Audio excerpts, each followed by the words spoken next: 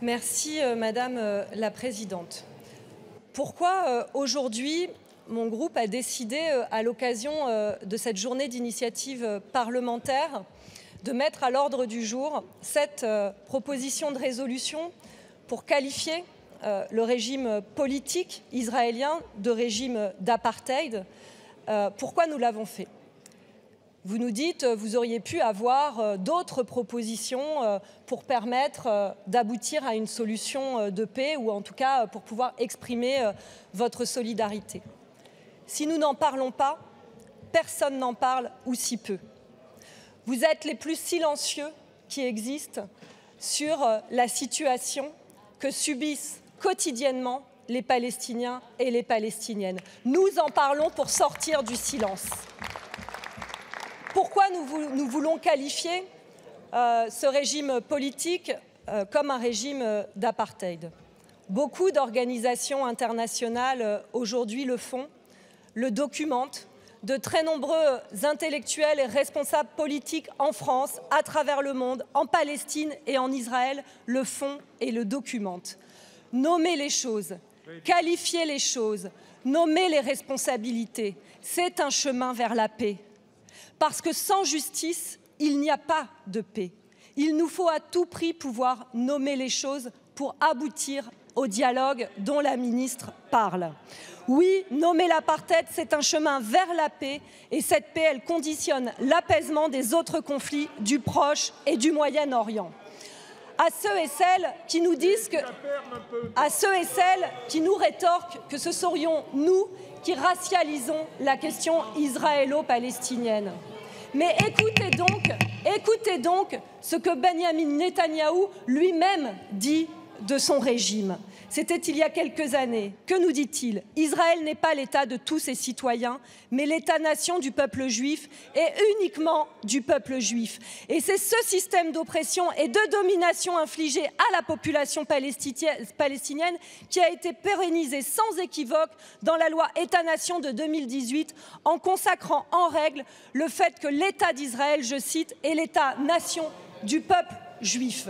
Lui-même le dit. Aujourd'hui, les droits d'un Palestinien pour pouvoir avoir cette nationalité lui sont interdits quand un Argentin juif va pouvoir accéder à la nationalité israélienne. Vous voyez bien à quel point nous sommes confrontés à un système profondément inégalitaire, basé sur des discriminations et basé lui-même sur cette racialisation. Nous réfutons également, et c'est peu dire, toutes les attaques qui consistent à assimiler cette critique d'un régime politique à de l'antisémitisme. Pourquoi nous le faisons? D'abord, je le dis, c'est une insulte profonde à notre passé comme à notre présent.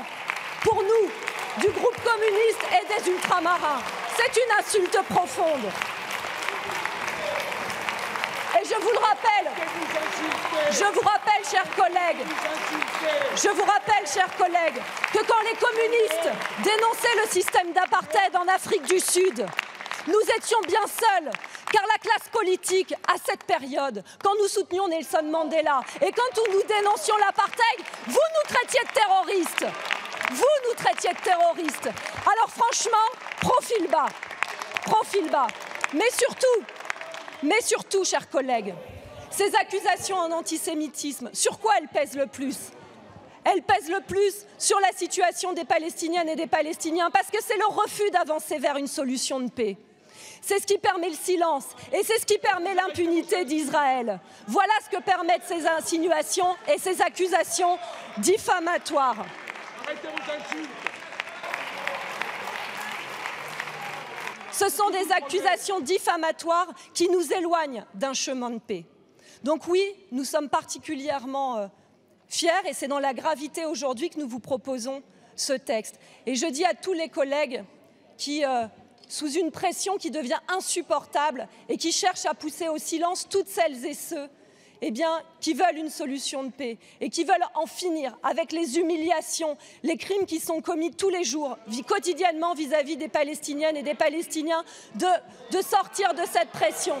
La solidarité internationale, la qualification des responsabilités, c'est ce qui permettra une solution de paix. Ayez ce courage. Merci Madame la députée.